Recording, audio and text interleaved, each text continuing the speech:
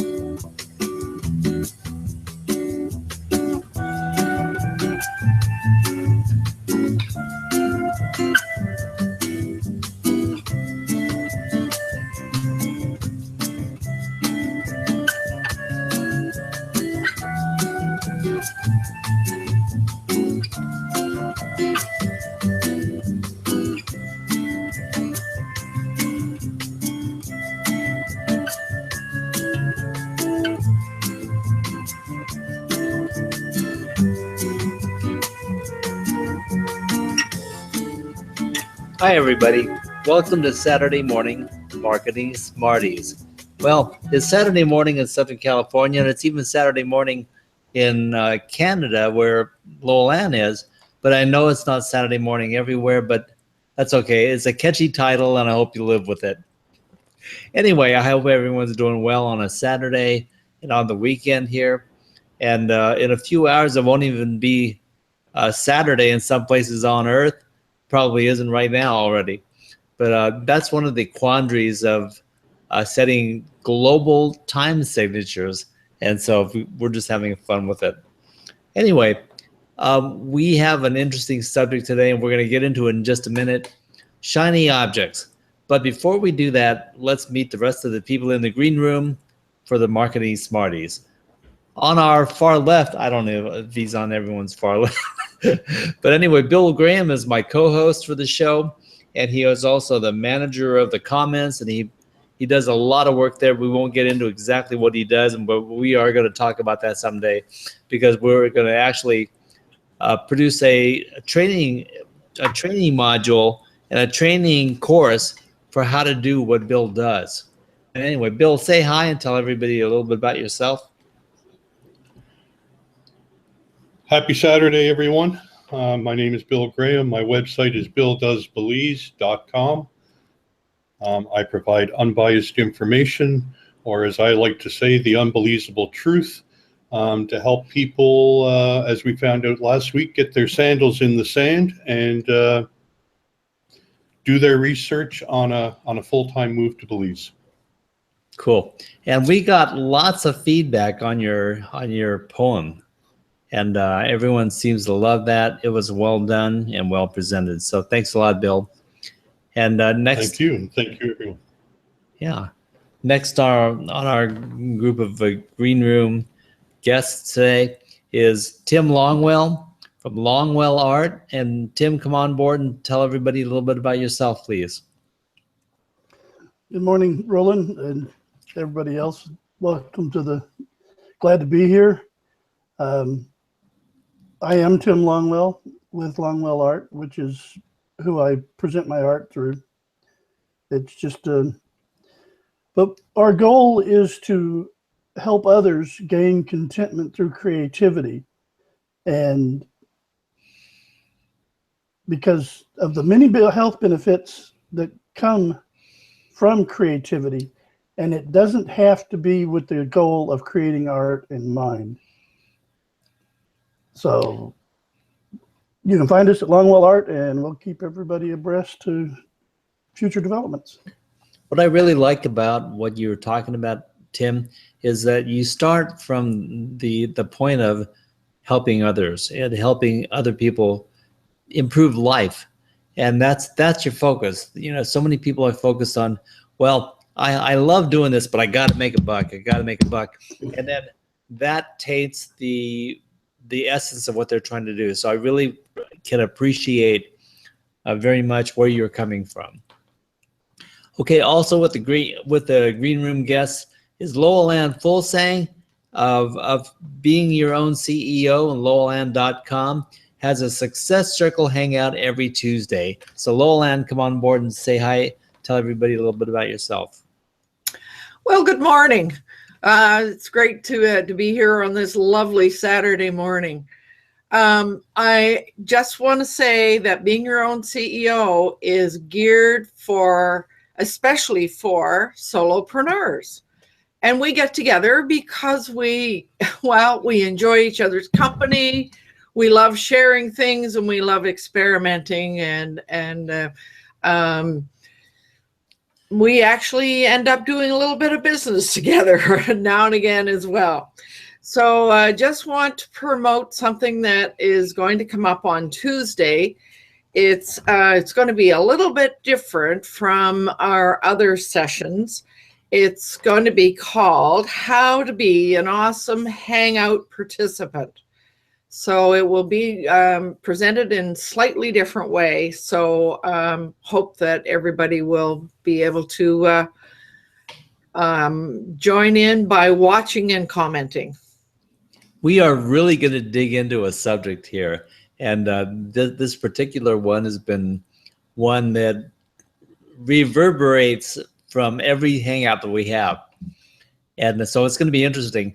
I even imagine I'm going to learn stuff from everyone else, because we all have like our own perspective and our own take on what we would do. But that's not necessarily what everybody sees. So all the show hosts will have something to contribute to say, this is something to think about. This is something to do. This is a focal point. Really don't miss this one. And some of us are going to sit there going, oh God, I do that every week. That's a good idea. I better change that. But the bottom line is what improves your performance and what you are doing on your camera. That's the important thing. And we can all get a little bit better at what we do. So that's next week hardly next week. It's about 3 days away on Lowell Ann's Tuesday show. So we'll look forward to being there, and hope everyone will join us. And very, very happy to participate in that one. So our subject today, wow, I've got like 3 different places I could jump into this, but the concept of shiny objects. I have to find the data here that defines what the Urban Dictionary thinks the term shiny objects means. And I've got a little story for you. I'll tell you a little story. That's supposed to be a marketing technique. You know, you're supposed to capture everybody's attention and say, let me tell you a story. And then everyone goes, they listen in. So I've used a cliche, anyway. But the concept of shiny objects to me means something different than it might mean to other people. So I was looking around at some information about shiny objects for the Urban Dictionary, and I found one of the responses, one of the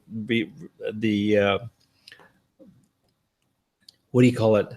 The search results was a business called Shiny Objects.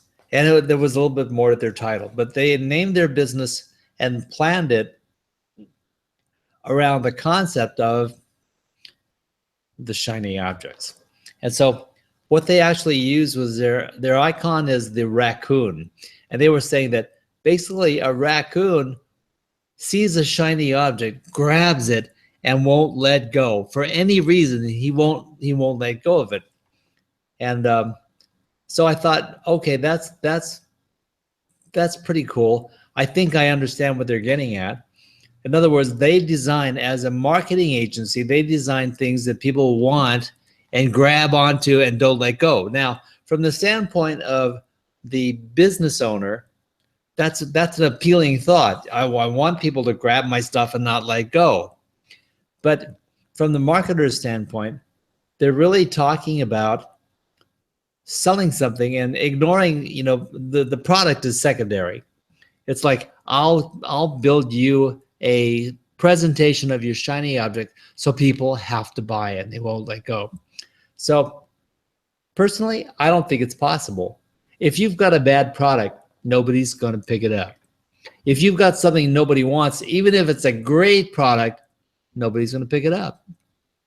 So the concept of shiny objects as an objective for a company is very, very misleading. It's like, I don't care if you've even got a bad product, we're going to shine it up and present it and get people to buy your product. And by golly, I'm out of there, okay? But anyway, this company is called Shiny Objects, and they focus on the concept of raccoon grabbing that stuff. But I was wondering, did the business people behind this company look up and see what the public, the people, how they define and how they relate to shiny objects? Now, here's what Urban Dictionary, and I really like Urban Dictionary. Is it factual? I don't know if you'd call it factual, but what it is a recording of what the people, the general public and the people in different industries and stuff, what they think and what they do and how they would relate to these terms. So here's what Urban Dictionary says. Oh, I've got the wrong one. I've got two things I looked up in the Urban Dictionary, and that's the wrong one. Let me see if I've got the right one. Well, I could have been much better prepared for you. I'm sorry. Well, Urban Dictionary basically describes this. I'm actually going to look it up and read it right from Urban Dictionary. Because if you've never done this before, it's something that you should do.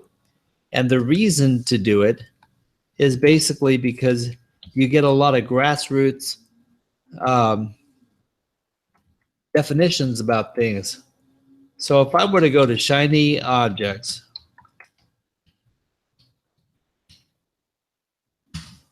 and just type that in, and then look down Urban Dictionary and go there.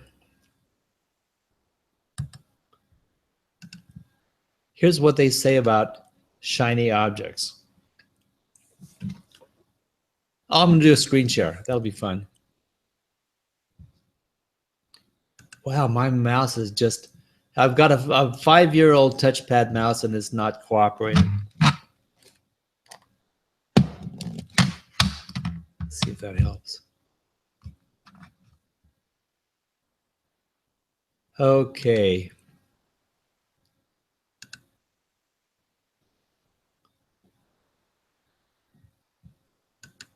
Okay. Thank you for putting up with that. Here's the shiny object from Urban Dictionary. The distracting item, person, or activity that keeps you from doing what you should be doing. Something unintentional or unforeseen that distracts you from getting anything done or goals accomplished. And the example that they use is, Marlene was working at peak efficiency while opening up her mail, when opening up her email became her shiny object. So, oh my God, well, there's nothing positive about the shiny objects, And then I think they've got a second definition here. Let's see. Yeah, shiny objects. Someone who is easily distracted by shiny objects, similar to a cat who gets distracted when you shake an object or toy in his face. A person who is not very intelligent. And then they carry it on to give a description of an example, right? It's horrible. Watch this. That girl is so dumb, yet she's easily distracted by shiny objects. So now I don't agree with any of these things necessarily, But the reason that I bring it up, and I'll stop screen sharing now. The reason I bring it up, and use Urban Dictionary and look up what people think. But the concept basically is a very, very negative thing. And they use shiny objects as a association with people who are jumping at shiny objects, distracted by shiny objects. It does not have a positive connotation. So why would you name your company Shiny Objects and try to get people to buy your services? Does that, Lowell M., does that make any sense? I mean, really, I need some feedback on this. Well, when I just posted on your site there, I asked, is there a shiny object at the entrance of every rabbit hole? And when I think of shiny objects and rabbit holes, I immediately think of Alice in Wonderland. You know, and I mean, look at the adventures and the things that she discovered when she went down the rabbit hole. So, but I don't know. I mean, I have to admit, when I read that first item, the distracting item, person or activity that keeps you from doing what you should be doing. Exactly. I mean, I had to laugh, but I also had to agree. It does happen to us all. Yeah, absolutely. But so to call your business a shiny object business, yeah, well, I mean, it's bad idea, maybe. Well, but on the other hand, maybe you're just maybe it's just, you know, somebody playing with the idea and you know, hoping to sort of as a disruption kind of thing. Possibly. So, yeah. When looking at the credentials, I saw people there. It's like, wow, if these people actually have done what they're claiming, they could build a much, much better business than the one that they have. And I also noticed that there hasn't been an update on the website since 2015. So maybe they came to their own conclusions early on.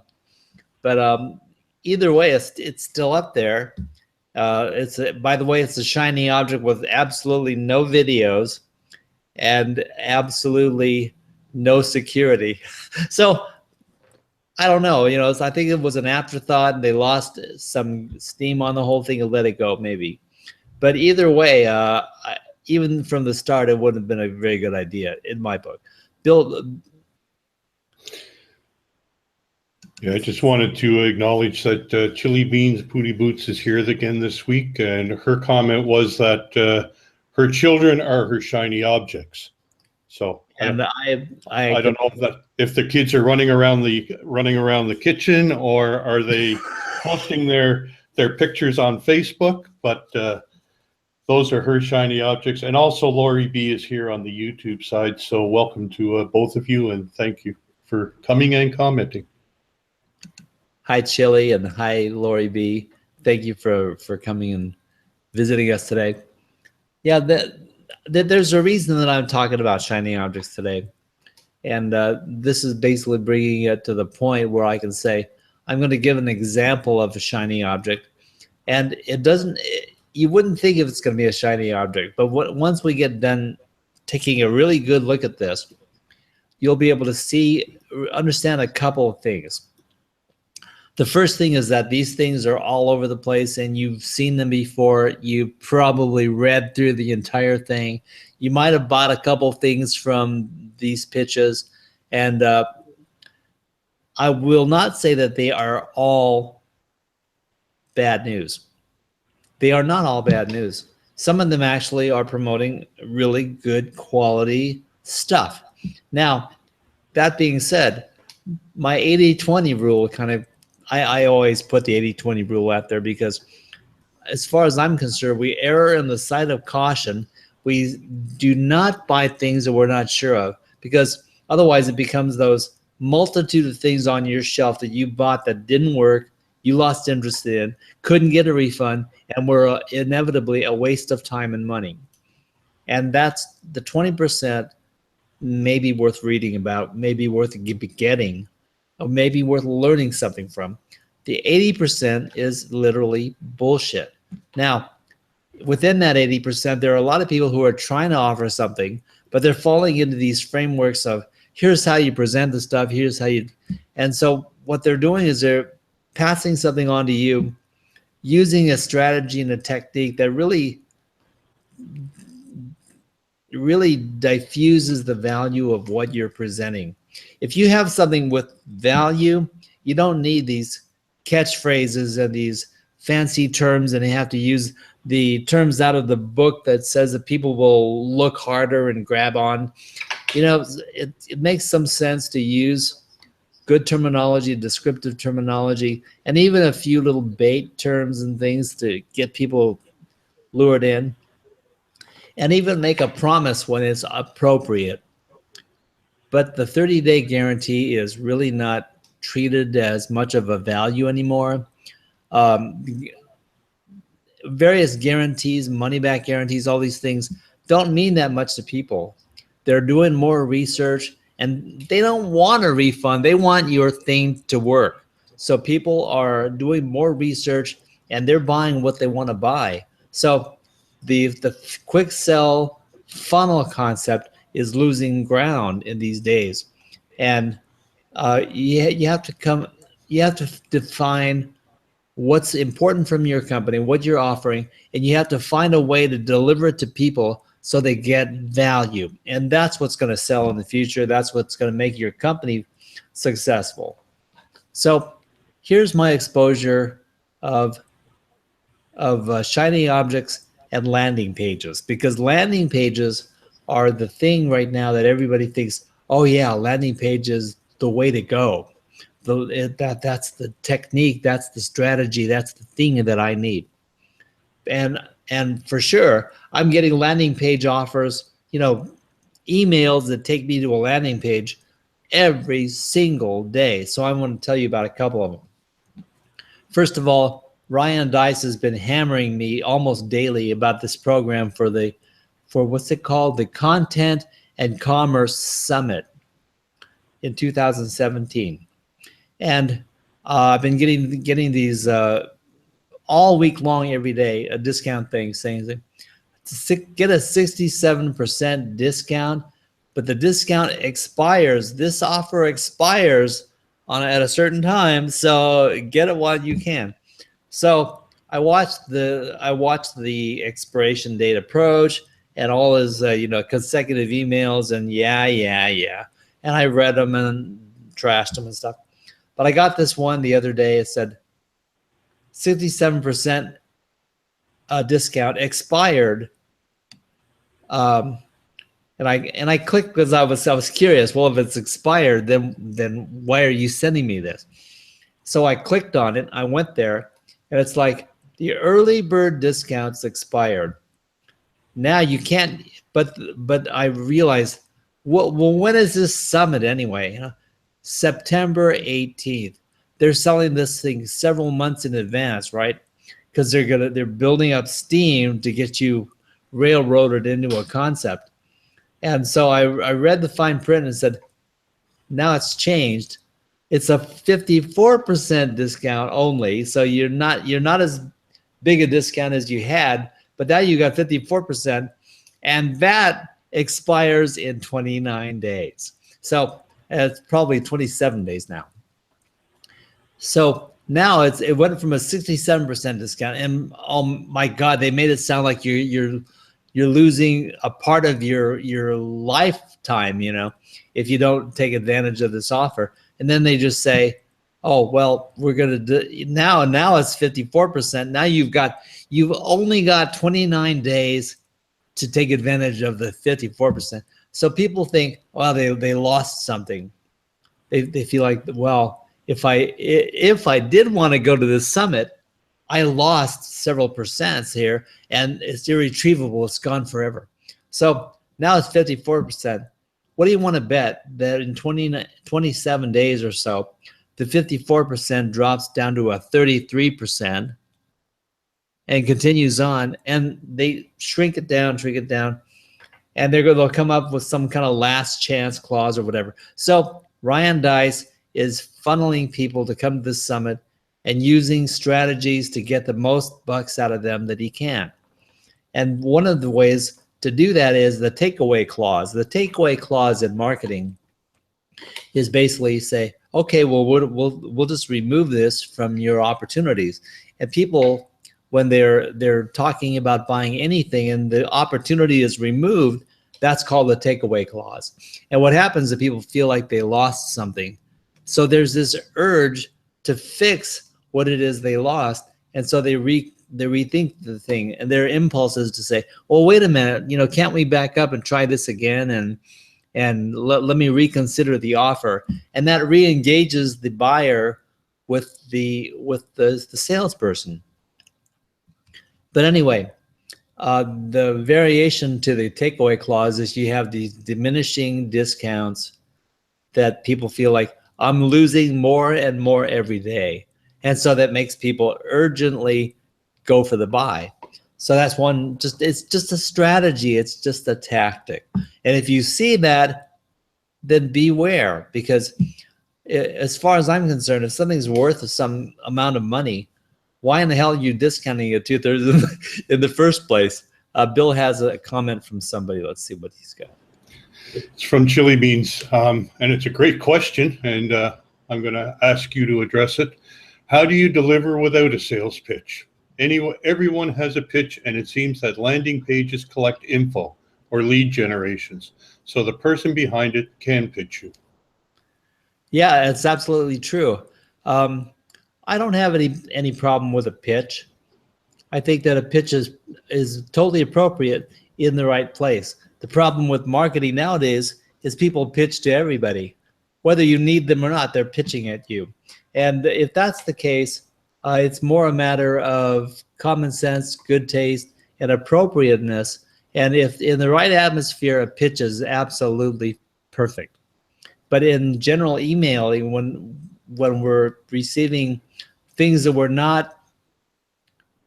we're being herded into a purchase place when it doesn't really even necessarily apply to us, then I have a problem.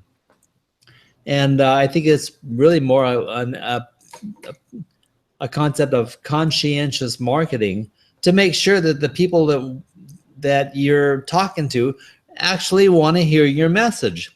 And that's part of the key to target marketing. And one of the things that I have against a lot of these herding mechanisms, herding as in HERDING, herding. They're grabbing everybody and trying to siphon them into a pack, and you're getting filtered out because you finally decide, oh, I don't belong here. Get off my back. I'm going to unsubscribe. And after you do, the people don't care that you unsubscribed because they got their fair percentage of people that did subscribe. So they're happy. They're just working on a numbers game. Okay. But let's get back to the concept in mind. I know I really kind of bang on Ryan Deiss a lot, but he uses these tactics. So, as long as I'm talking about them, I'm going to use the best example I can think of. Another comment there. My mouse is really giving me a house. I'm going to have to buy it. From Lori B. She says, no bet needed. Wait after the time period and get for way less. Now, that's typically what I see is that, well, no, actually, typically I see the opposite, what you're saying. People are taking away from you, not subscribing today. So next week, you can still subscribe, but you're going to give up something. And the week after that, you can still subscribe, but you're going to give up something. Yeah, I think it's a common strategy. And part of my resistance is just like, I hate to be manipulated. One of the things that I rely on is that the concept of sales. People love to buy stuff, but they hate to be sold.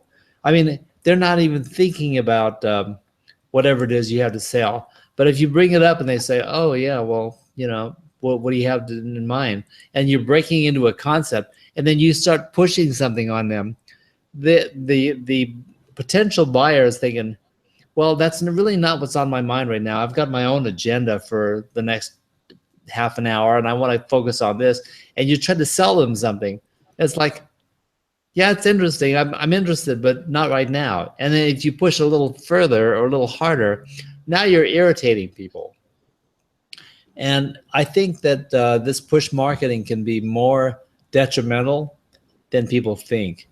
So it has to be done carefully. A pitch is totally appropriate in the right place. When you know people need what you have to offer, and you supply it as a solution, then that's the perfect pitch. That's perfect pitch.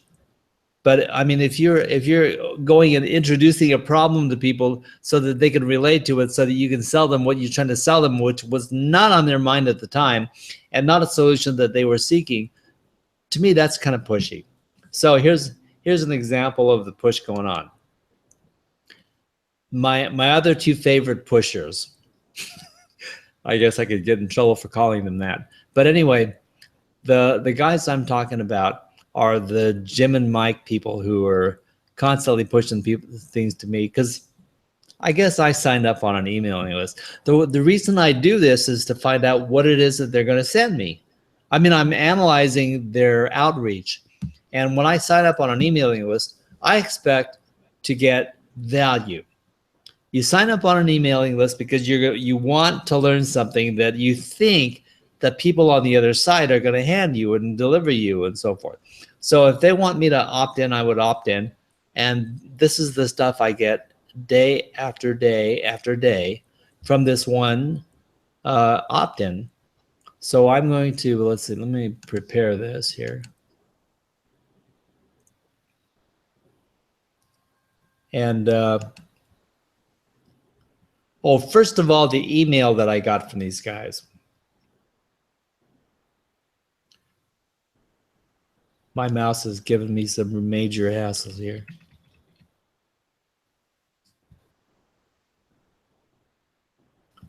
My wife finally told me the other day, she's pulling her hair out, standing beside me. It's like, get a new mouse. Just bite the bullet and get a new one. Buy it. Just get it. So I'm going to go ahead and order it this week. Maybe any moment now. Maybe Okay. you'll get an email giving you a special deal on a mouse this week. Yeah, I mean, they're getting to the point where they kind of read my mind, so that could be the case. Maybe this artificial intelligence is going to beat us to telepathy here. Okay, so the email from Jim and Mike. They get a hello, and audiences, big audiences are awesome. Well, how can you argue with that? But big, hang on. But big, responsive, and targeted ones are even better. Now, they're baiting you because they're describing what you really want, so that what they're implying is that they're going to help you get more of this, right? Okay, an engaged audience is what makes your business and website get better, big results. See how you can triple your results from tonight. Well, first of all, if you're getting 0, you're going to triple 0. That's easy. But I mean, if you've already got some traffic, increasing them, well, now you're going to have to measure it and see what they're giving you actually increases your traffic or not. And generally speaking, the thing that they're offering will actually be useful to some extent. The things that people offer you are this and this and this, and these are the 3 important things you have to accomplish, and nobody else has this thing wrapped up into one package. There's nowhere on earth that you can get this thing, when actually, if you just piece together the basic things that you're already doing, you probably got most of the package already. And it's just organizing it and realizing that you're 75 or 80% there already, just have to kind of fine tune things. So it's part, what they offer is usually not as valuable as they say. What you need, give people exactly what they want, blah, blah, blah, blah, blah. 2, give people what they expect, blah, blah, blah, blah, blah.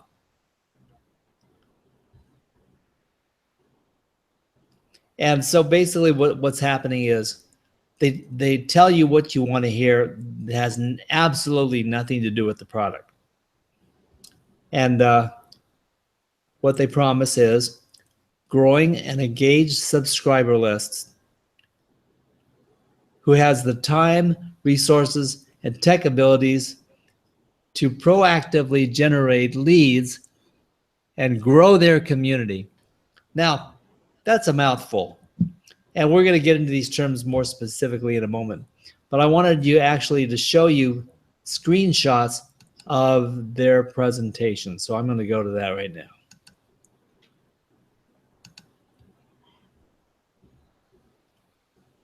I think.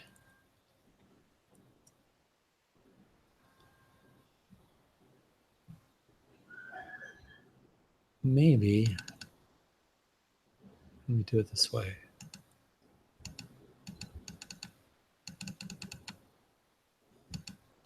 Okay.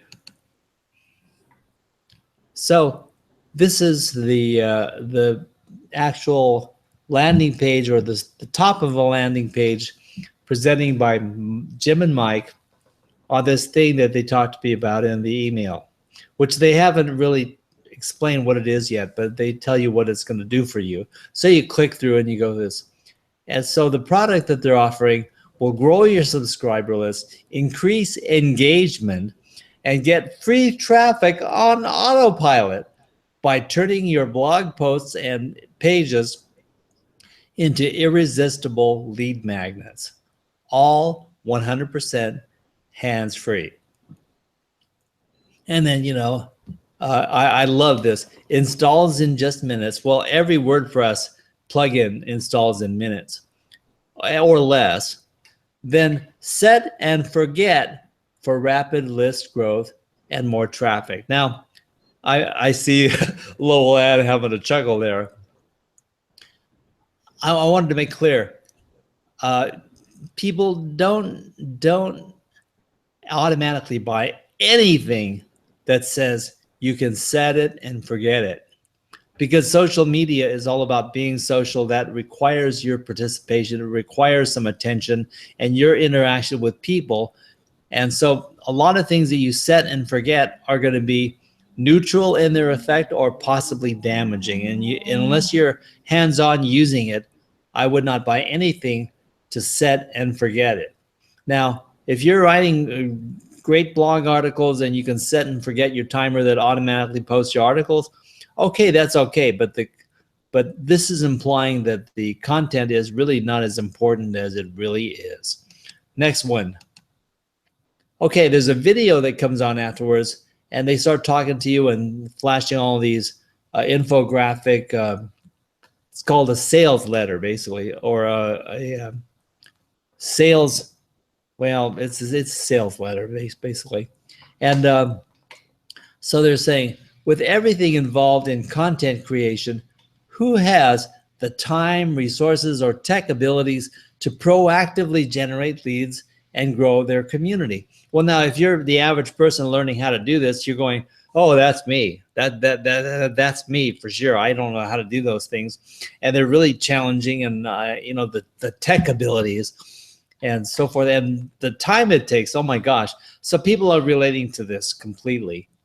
So the next frame, if only there was an easy set and forget tool that would passively collect leads and build a super engaged community on autopilot so you can focus on content. Well, okay, so their disclaimer there is, so the main thing, the reason they're doing this, so you can focus on your content. But I like this. If there was only an easy set and forget tool, for me, that's a red flag right off the bat. So that you could passively collect leads. Now, I don't know how to passively collect leads. If I see a lead and it's valuable, I'm going to invest some time and effort into it. I'm not going to passively collect it, okay? And build a super engaged community on autopilot. Now, please, somebody tell me how to build a super engaged community on autopilot. Does that even make sense? No. So let's move on. So the name of this product is Post Gopher. Excuse me while I crack up. I mean, I look at this and I think, a few years from now, these guys are going to look back and they're going to be sitting around a coffee table, drinking a beer, and they're going to be saying, oh, yeah, remember that campaign we launched about 3 years ago? Oh, yeah, I mean, the Post Gopher. Oh, my God. And they're going to have a really good laugh. I mean, that's what I think. And I could be very wrong, but who in the world thinks that this is appealing to people who want to market things? First of all, what does gopher mean? Gopher is another one of those things that to me has negative connotation. Okay, here's a couple things from Urban Dictionary again. Okay, you ready for this? Gopher, a low-ranking employee who is made to do the bidding of their superiors, so-called because they are often running around doing various small tasks. I have no security. I have no job security. I'm just a gopher. Okay, it's a noun. Someone in a low-rank position, usually used for low-rank tasks. So-called because it sounds like a go for, as in to go for something, such as to go for coffee. Okay, so obviously it's the same syndrome that I was talking about earlier. The term has a bad connotation.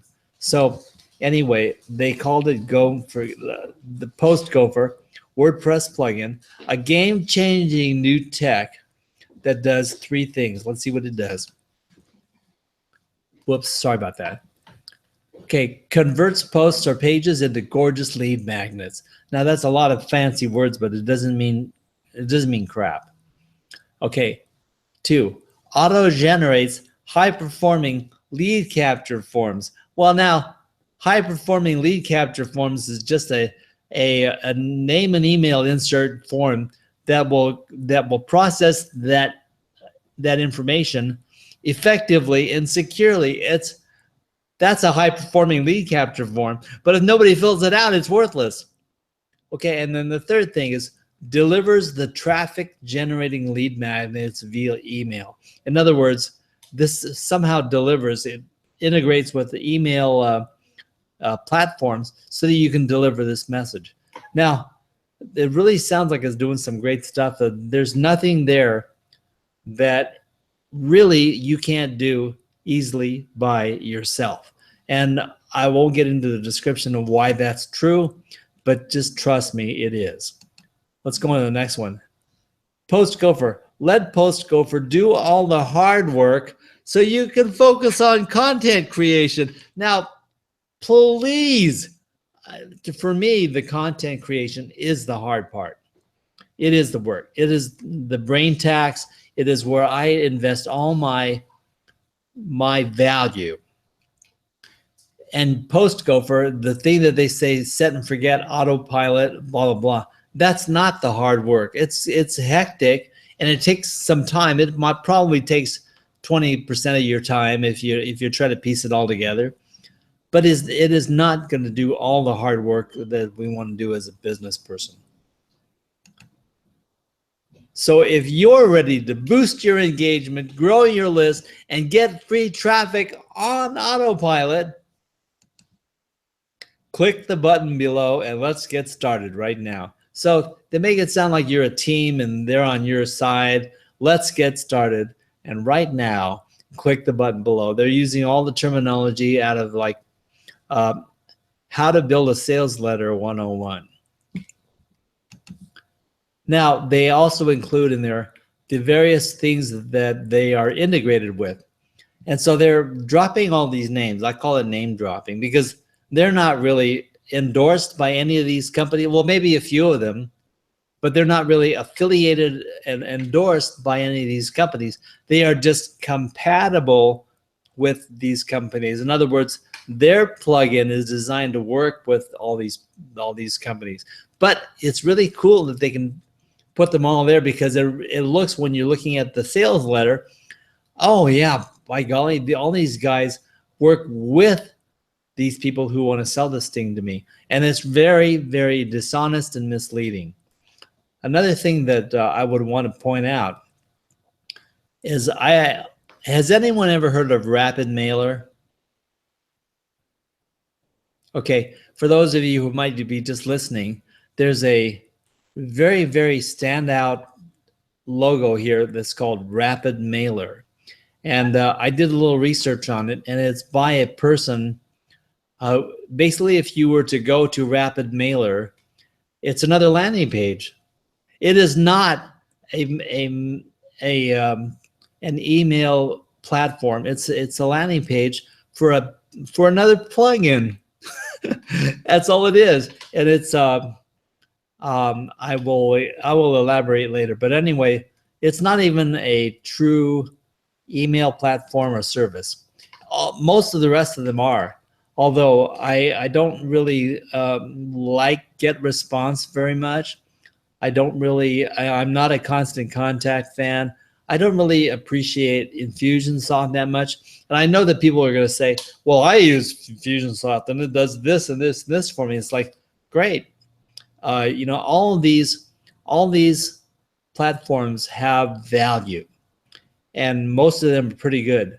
But I'll have an inside story to tell you about Rapid Mailer in just a few moments. So the breakdown on these various things, they have, I'm not going to spend any time on this. They tell you what each of those various things are in a breakdown form.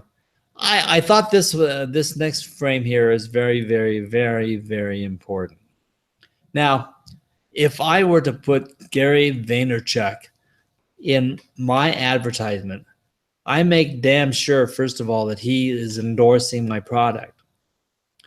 But I don't think that Gary Vaynerchuk, and please somebody correct me if I'm wrong, I do not believe, I don't for a second believe that Gary Vaynerchuk is endorsing this product. I don't think that he needs the gopher, the post gopher for anything whatsoever. But they put him in here, and he says, what you do after you create your content is truly what counts.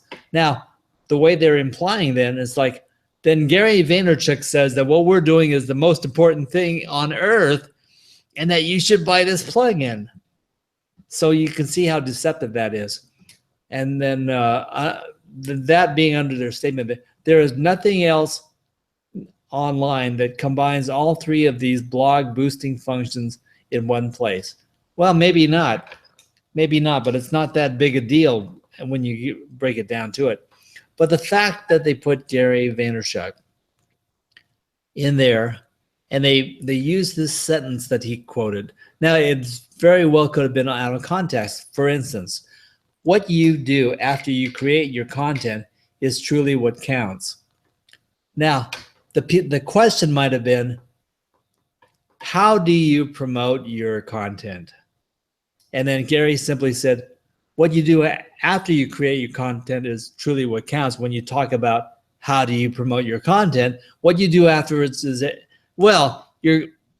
it's very simple. It's like your content's already created. After that, what's important? What you do afterwards is truly what counts. But now they've made it sound like he's endorsing their product. And I just thought that was so BS. Anyway, and people were accepting comments from people. If I'm blabbing on about stuff and being picky-unish about stuff that doesn't matter, please tell me. But to me, this is the type of stuff that incenses me because I think it's deceptive. Okay, there's another graphic there about PostGopher and the things that it handles on autopilot, and we won't get into all the details. And then it gets around to telling you what it's worth. So they say you can get upwards of 75% off, and they have the various prices, and they have the highlighting in blue. Oh, first of all, this early bird discounted license is taken already. In other words, these are what you're losing out on. You could have been part of this blue line here, and you could be already making your money and doing all the benefits. And 65% of the licenses available are already taken. BS. There's no limit to how, if another 1,000 people come along, they're going to sell them again, and another 1,000 people are going to sell them again. They don't have limited licenses on a piece of software that they don't even have to lift a finger to duplicate. It just have an automatic download. So it's all misleading. So the posts go for, if you want it for one website, install on one blog, $27. If you want to install it on 3 sites, it's $37. Now they're stepping aside from even the fact that you would want this product in the first place, and now they're pitching the offer to try to upsell you. You're not even sure you want it yet, but you feel like you want it because they've offered you all this value apparently, and so unlimited, $47. Well, you look at this and go, $27, $47. Well, hell, I might as well do the unlimited, right? Let's be done with it. It's not that much money. So, and the bottom line is, when these guys are dealing with this stuff, the $47 is not too much for people to part with if you give them value. The problem I have in all these things is that people spend the 27, the 37, or the 47, and if they're not ready to promote their business, all these things sit on the shelf and never get used. If the people aren't, if they haven't perfected their product, if they haven't perfected their service, if they haven't decided what their main value of their company is, none of this is of any value. And when people want to jumpstart their business, and this type of thing is very appealing, and that's why it's a shiny object, and that's why people buy. But there was one more thing after this that really got me. This is Sean Donahoe. Now, he was in the pitch. He was part of the pitch about halfway down the page. And this guy pops up and they say, WordPress experts agree. And then they have this line about a testimonial from Sean Donahoe at IamSuccessCenter.com. Now, if you go to IamSuccessCenter.com, you go to that site, and IamSuccessCenter.com sells a bunch of different types of plans to make landing pages. That's all it is. Okay, that's a success center for the guy that owns the site, but certainly not for you.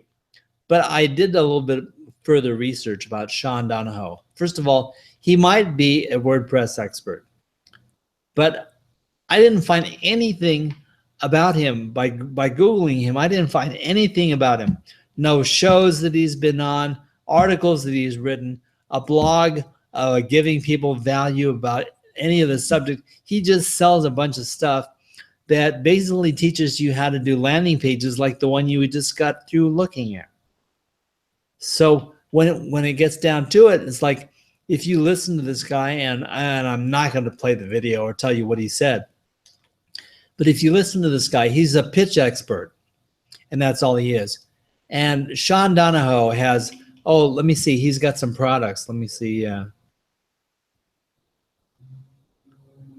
Okay, Sean Donahoe, his products: Leads Flow Pro, comma, Easy Pop-Ups, comma, WP Blog Rocket, comma, Azon Authority, comma, Profit Builder Academy. And by the way, Profit Builder Academy, there were about 15 different plugins and products and things that he was selling.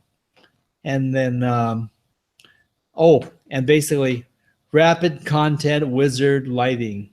I don't even know what that is. I'm not going to get into it. But at the bottom of the line is IMSC Rapid Mailer. So the key to what I'm saying this, and I'm going to take him off the screen share for a second.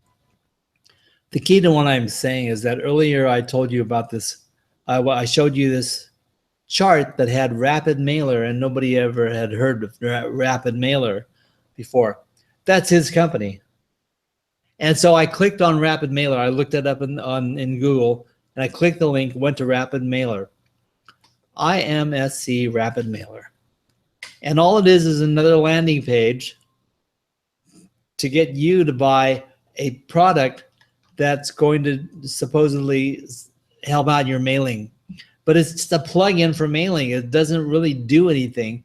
But rapid mailer, in the associations there, he makes it sound like it's as big as iContact and Constant Contact and MailChimp and Mad Mimi, and he's putting himself alongside these people to get some association. And this guy's nobody. Sean Donahoe, as far as I'm concerned, is Mr. Nobody. And yet, in the pitch, WordPress experts agree. Well, they might, but he's definitely not one of them. I mean, in my opinion.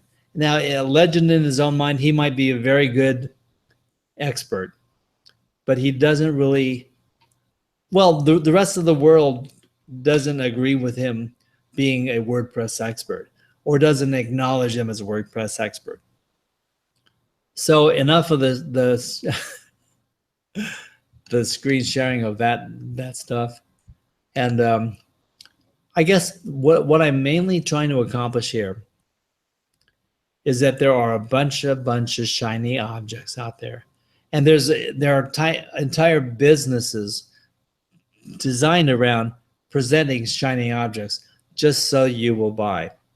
So if you look at the internet right now and you're trying to learn something, 80% of what's out there is more of this stuff than real value. And people plan business on what they can sell, not what they can offer. So Bill's got someone making a comment there. What do we have? Gopher is a form of burrowing and trenching, in my opinion. That may be how they want it to be understood, Roland. But I may be wrong thinking that in a Caddyshack, they you know, I think the gopher is a really cute animal. I like them. They're fun. I love Caddyshack. It's a very fun movie. I dig Bill Murray. But I would never think of trying to launch a campaign around the post gopher. It just doesn't draw a picture in my mind that says, yeah, I really, really want that. But that's my opinion. Go ahead, Tim. Tunneling and the going underneath hidden type thing also tends to give other people a bad connotation too, because now you're talking secretive, you're not building trust, you're hiding something from them and everything.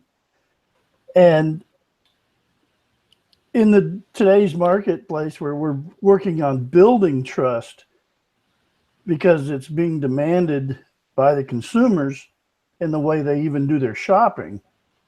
I mean, even when they go to the store, they're still comparing you to everything they've got. Even if that store isn't local to them, they're still comparing the prices, maybe from 40, 50 miles away or more, to what you have on your shelf right there. Is it equitable in price versus somebody else? So, you know. Very, very true. Being a gopher, if you've owned property, gophers aren't cute. Does the word undermining mean anything? Yeah. Exactly. Yeah. Well, and that's, I mean, all of this, I think, is based on perspective. I mean, why are these people constantly doing it? Why are you constantly receiving these emails? And to me, the answer seems to be that it works. Raccoons certainly aren't endangered. There's lots of raccoons out there. Now, maybe we aren't, but that's why these people do it. And I think just because it's different than our strategy, and yes, I agree it's misleading, and I've spent years, researching myself this different stuff, and I know that there's no 5-step program to success, and I know that there's no 7-step program to success that works for everyone. But these things work. So for us to sit here and say, you know, this person is full of shit is maybe not appropriate, because what they do works for them, even though it doesn't seem to fall into our strategy and our belief. But they're living proof that raccoons are not going to go extinct anytime soon. Well, I think your point is well taken, Bill. But the laminated concept is they're not there for our benefit. They're there for their benefit, and what they're doing talks you out of your money, and so they're successful. And so many of these things, when you buy into it, it's like the chain letter thing. It's like when you talk someone else into adding onto the bottom of a chain letter, is everything's supposed to feed backwards, right? But at the bottom of the hill, nobody benefits. And eventually the chain letter gets to the point where it's like, well, it just died out there. You know, when something was with no value, it eventually dies. But it takes people using it and figuring out that there's no value before it actually runs its course. And I'm all for delivering things that do something seriously for people. And if they are of value, I almost don't care what the packaging looks like or how they fluff it up. If it works, I'm going to buy it. And sometimes that's the case, but I cannot stand deception. And the market is basically based on, I know that if we present it like this, so many people will buy, only a certain percentage will ask for a refund, or if I resist hard enough, even the ones that ask for a refund will go away. And so I'll be able to keep most of my money, and let's see if I can do this for a year, I'm going to make this much money. Let's see if we can achieve that. Go ahead, Lolan. Well, that kind of marketing really appeals to the get rich quick people. Sure. There's a lot of people online that are buying into the whole concept of online business and get rich quick, and it doesn't require any work. And all I have to do is do a few little things, and suddenly the money is going to flow into my bank account. And okay. I mean, it's the most unrealistic thing that there is. And unfortunately, you know, I long before there was ever internet, I think there's always been people who bought into get rich quick schemes. Absolutely. It just seems to have been around for a long time. And maybe $49 isn't too much to pay once to learn that lesson. Yeah, right. Bill, right. It's when you do it every week that it starts to add up a little bit. Agree. Well, I understand why you're still subscribed, but I wouldn't still be subscribed to those emails. No. I understand why you're subscribed, because you want to see the pitch. But I think that most people, by the second or third week, would go to the bottom and respectfully unsubscribe. I would imagine that that's true. I would imagine so. But by the same token, it's like there are a lot of people that are not, say, as acquainted with the functionality on the internet as we are. And those are the people getting caught up in this thing. And it's the fact that these people who are designing these concepts want to prey on the people who will opt in. And even if it's a learning experience for them, they're preying on a concept that to me is not, it's really not upfront and totally honest. So maybe that's just a judgment that I've come to that's different. But I believe in giving the value first and following up and continuously giving the value and reinforcing what you sell. And the one-off gang funnel is really not my style. But 80% of the internet is probably going to be just that. So people, beware as you're learning how to market your own stuff. Don't fall prey to these misleading concepts and tactics. And I really believe in doing something that you can feel proud of, that is not deceptive, and that people want to contact you, they can. And I don't know how to contact any of these guys. And It's a different market. This is a different market from what the average person on the baseline learning how to promote their business. Like whatever your business is right now, is it marketing? Are you doing this? Probably not. So whatever your business is, how do you market your business? You want an honest answer for that. And the only way to get the honest answer is to get someone who's willing to dig in with you and figure out exactly what the appropriate call to action, the appropriate value of your product, not what everyone else is doing, because there is no one size fits all. And really tailor something that's going to work for you. And that takes experimentation. It takes insights. It takes a lot of analysis and really understanding your market, not just the market in general, but the market as it is online, how people are searching, where they are, what they need, and what the perspective is of the people searching. And that's a much more intricate concept than buying a simple $47 package that's going to do all the hard work for you, because I'm not a believer.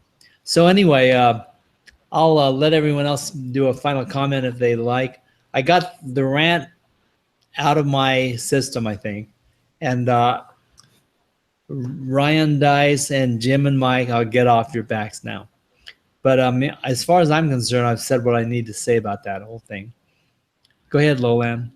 Well, I was just going to share a personal experience. I switched over to Mad Mimi recently as my autoresponder, and when I went somehow or other, when I was working with that in the back end of my website, something popped up that was there free of charge to create a certain a sign-in form.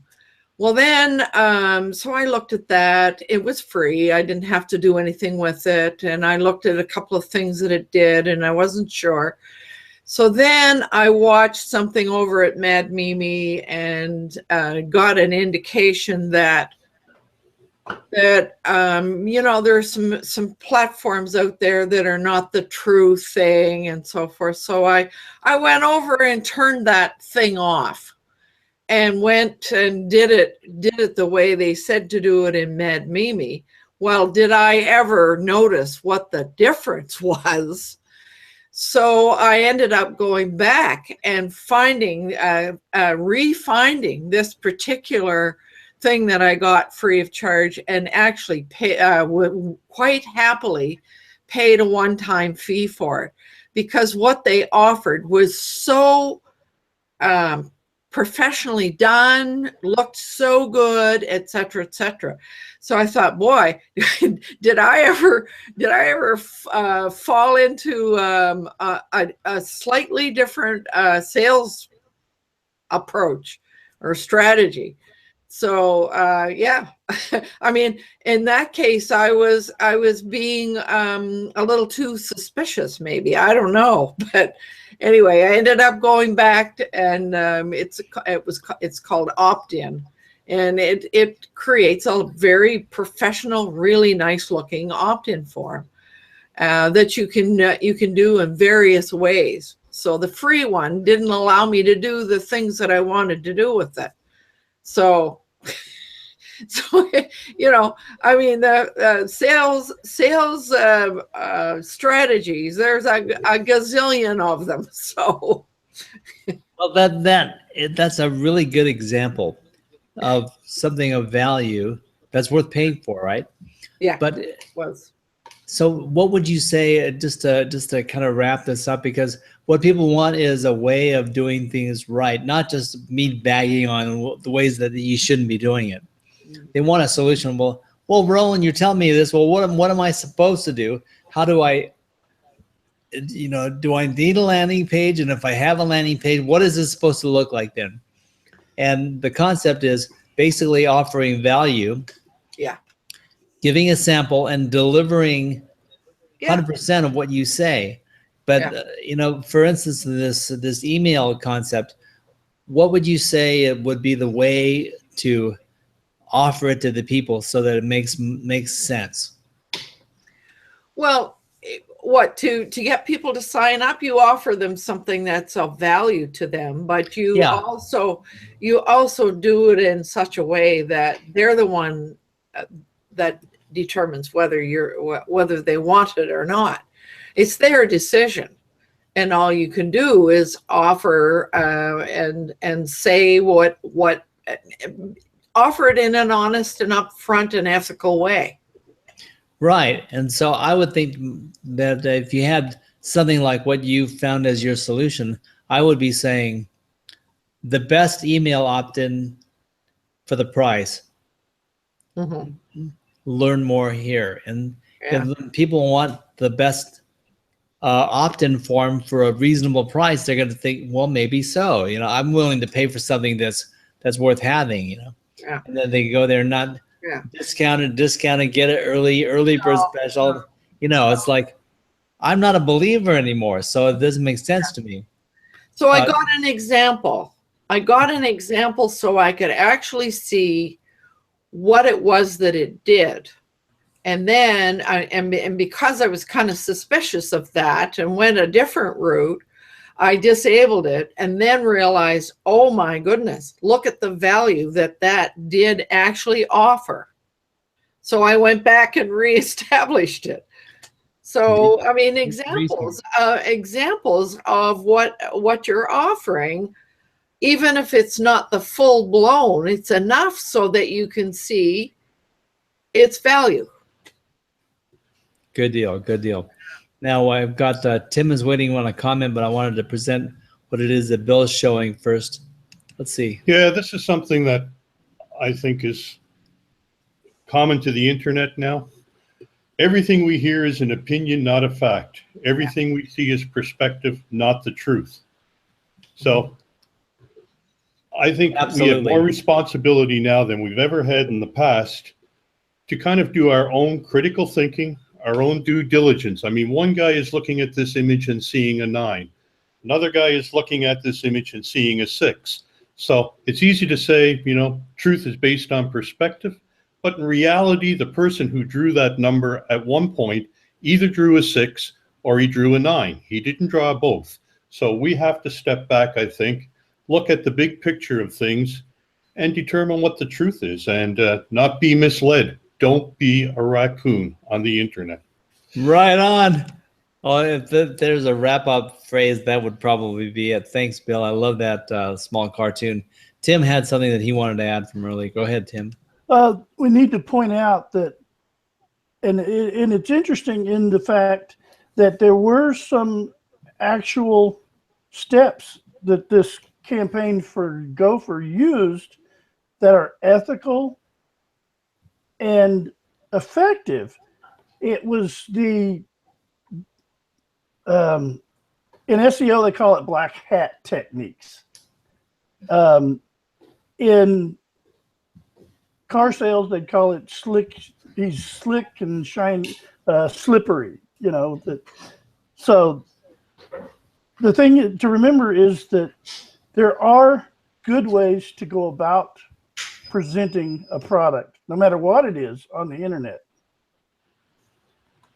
The key is to be ethical, be honest, and deliver value even in the way you present it, rather than, and there's nothing wrong with making it shiny if you apply those particular standards to yourself when you're developing that campaign.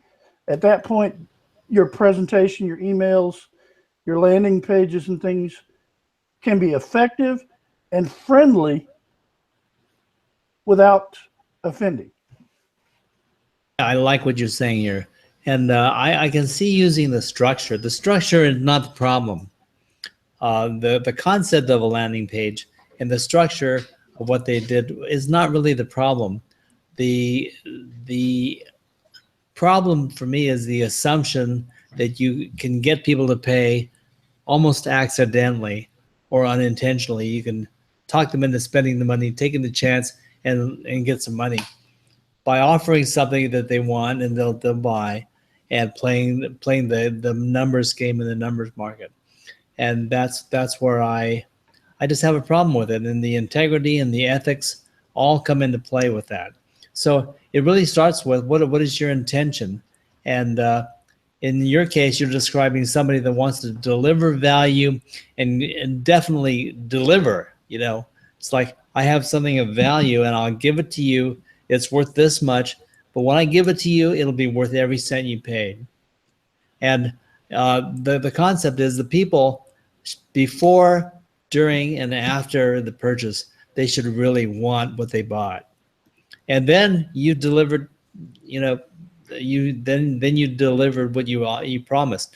And sure, the bottom line is somebody, no matter how good your product is, someone's going to ask for a refund because they either no longer need it for whatever reason, that it doesn't do exactly what they thought, or whatever the case is, in which case they deserve a refund, and should gladly give that refund and thank the people for trying it out, at least, because a lot of times you're not going to get your word out there unless people try it.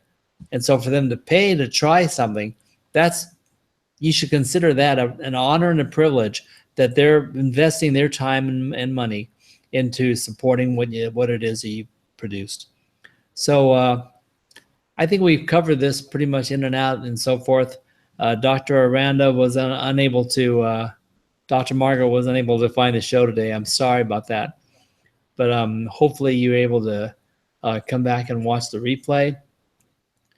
And we're going to wrap it up for the day, and I hope that I didn't bore everybody. But basically, I would prefer that we help people not fall prey to the kind of things that people are designing just to take your money. And I know it happens then anyway. I know it's going to happen. I know we're going to face more of it as we go on in our week. And the main thing that we can do is filter what we're reading, do our research, and don't buy into everything you read. So that's the end of my rant and rage message for Saturday Morning Marketing Smarties, June 10th. And I hope everyone has a wonderful day. Thank you, my green room participants, for joining me today. And you guys have a great weekend, okay? We'll see you.